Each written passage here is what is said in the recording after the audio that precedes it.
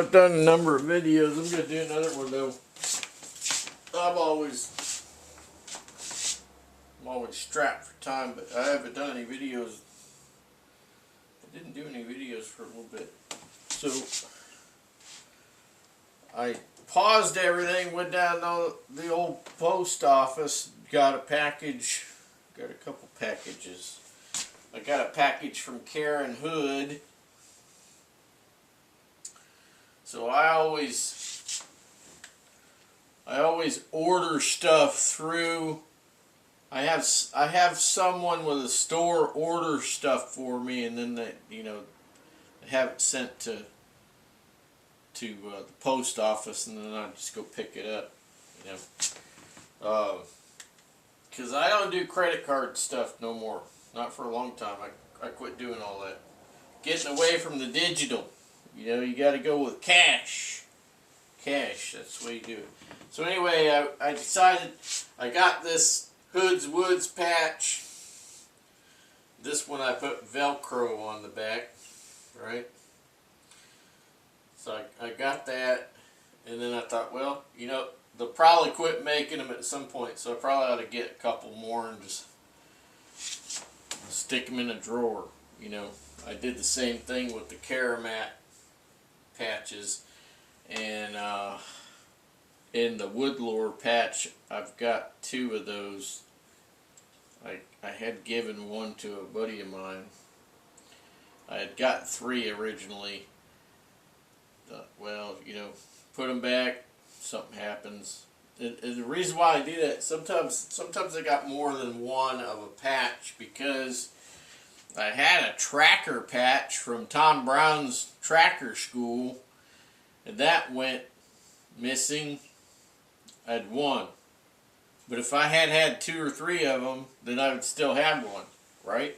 So I've just kind of started doing that with some patches. I can't do it with all of them, but I do it with some of them that I can do that with. Some are a dime a dozen. You could just get them at any time. It doesn't matter. But like this one here, this National Geographic, right? This is a vintage National Geographic Society patch. And I don't think you're going to be able to find one of those. So I just kind of keep an eye on it. Some of them I just got to keep an eye on. But anyway. So getting back to Karen Hood, she's a real sweetheart, a real honey, and she sent me more than what I ordered because she's that kind of a nice person. So I ordered 2 patches. She sent me 3, this one here, and then she sent me also a survival, her survival magazine that she puts out. She sent me a patch for that, which I didn't ask for any of this extra. It's just the kind of person she is. She's a good person, just like her husband was a good person. So yeah. And then I got a couple 3 weeks ago, I got some of these plastic D-rings from Duraflex. Okay, Duraflex is a U.S. made company. They make buckles and other stuff for the military. They make these D-rings too. So I got some of these black ones because I'm going to use these on my Mackinaw wool coat for glove and mitt retainers and other things like that, right? So I'm going to use a few on my coat. And then I recently had ordered up some Coyote Brown in the same, everything's Duraflex. I try to get Duraflex whenever I can because Duraflex is really the standard. They're just so well made, and made in USA too. We're supporting US, right, as much as we can. And if we can't do U.S., then we got to try to do allied countries like Canada and France and in the U.K. and whatnot, right? So, yeah. So this Coyote Brown. So I got the Coyote Brown ones to go with some of my Coyote Brown stuff, like my Carhartt canvas. I got Carhartt trousers. I got Carhartt canvas overcoat, that goes over other stuff. And those are Coyote, so I got Coyote Brown D-rings. I could sew those in places. And then, of course, I've got my gray anoraks. Okay, so I've got several gray anoraks. And I ordered these Duraflex steel gray D-rings. Okay, so these are in steel gray. So I ordered these up. I mean, these little plastic D-rings, they don't cost that much.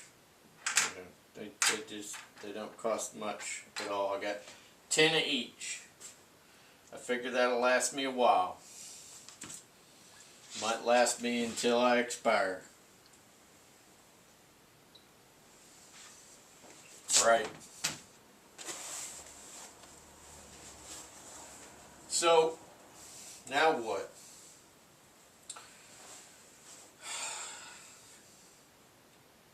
I'm going to have to get ready here and go out and have a look for track and sign, because that's on the agenda today.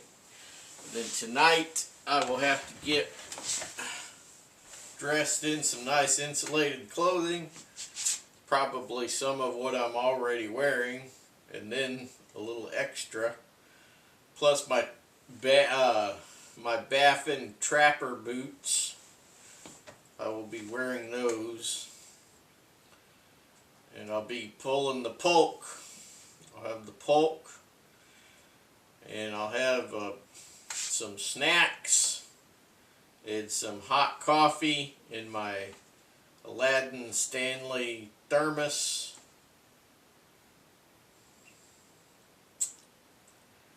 And I will have my baseball bat, my camouflage baseball bat that I call the Persuader.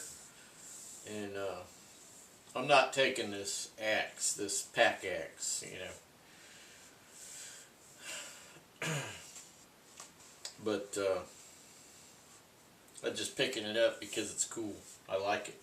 It's a plum, and this is almost 110 years old. It's an oldie. It's an oldie but a goodie. And man, it does a great job. It is a really great axe. I love it. So I rehafted this, and House Handles out of Missouri. Okay, House. They make some of the very best axe and hatchet handles, and they've got various grades. This was hand selected. So when I do something like a rehafting, I never go cheap. I always have them hand select. I get somebody who knows what the heck they're doing, hand select the new handles that I want, and not just pulled out of a bin. You know what I mean? So, because I'm picky. I'm picky about a lot of things. Picky about my tools. Picky about people that I deal with. I'm picky about my food. I'm picky about everything. I'm a person who likes the best. With the best that I can afford. So when I was young, I learned that if you buy cheap, it's probably going to break. If you do it cheaply, it's probably going to break, and so on. Go ahead, get the good stuff.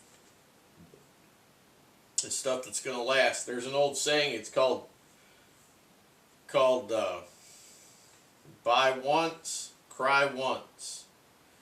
It's not my saying, but it's an old saying. Buy once, cry once. That's right, because it might hurt your pocketbook a little bit when you buy it, but you will not have to buy it again, probably. I don't foresee myself buying another axe handle for that pack axe. I don't foresee that.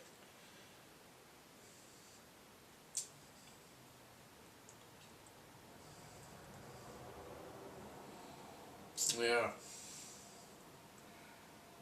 So I've done a number of videos talking this morning about knives and whatnot.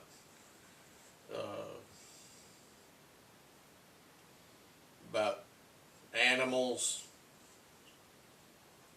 You know, another good thing to carry with you, obviously, into the wilderness. I mean, my backyard, I'm in the big woods. You know, it's not the big woods, but it is the woods, because New England's mostly woods. But something good to take with you is bear spray. I always have bear spray. I take bear spray with me. The 9-ounce, the biggie. I always have bear spray. You could use bear spray on wild cats, you know. It works. 100%. I've used bear spray on a dog before.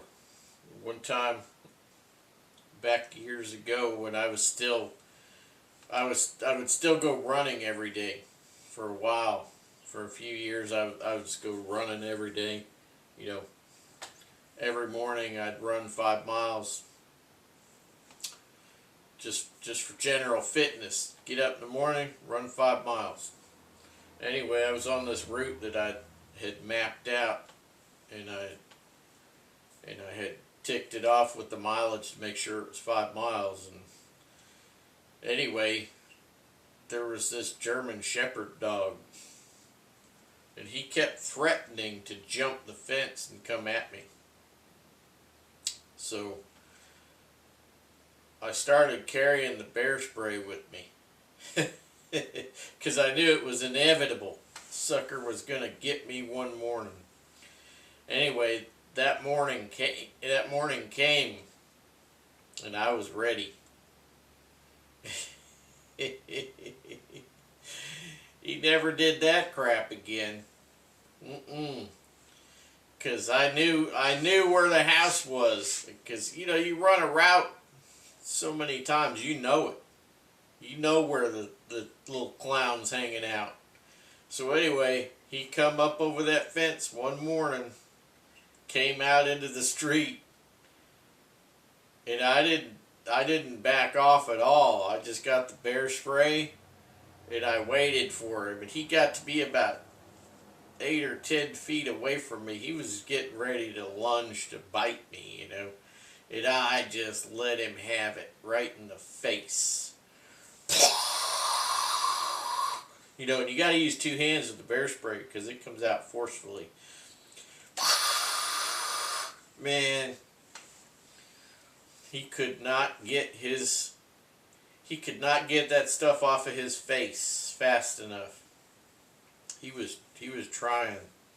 And I know his tongue was burning because his tongue was all over the place trying to get that stuff off his face and his fur and whatnot. And he backpedaled and stumbled around a bit and made his way back off to his house.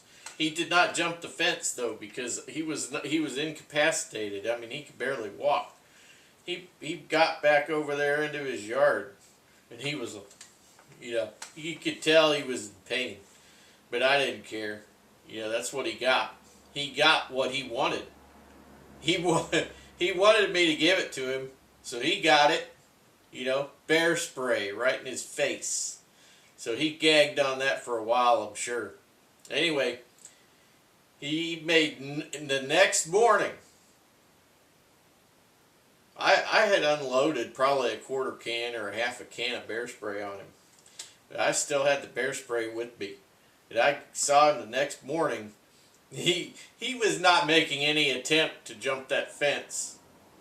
He just kind of barked a little bit. You know, like he was really ticked off. You know, and he wanted to jump the fence, but he knew that there was something in store for him if he came at me. You see?